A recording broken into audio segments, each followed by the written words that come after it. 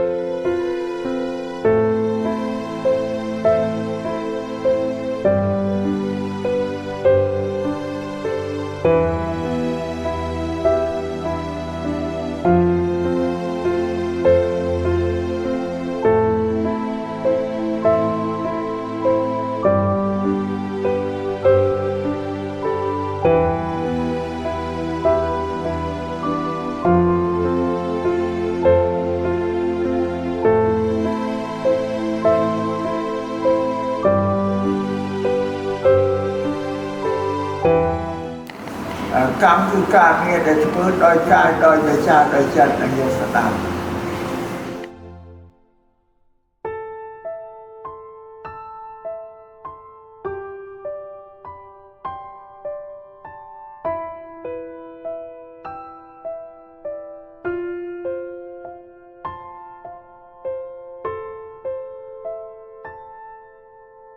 ศาลาเรียนสุวรรณภูมิជាសាលាចំណេះទូទៅខ្មែរធំជាងគេនិងល្អជាងគេនៅកម្ពុជា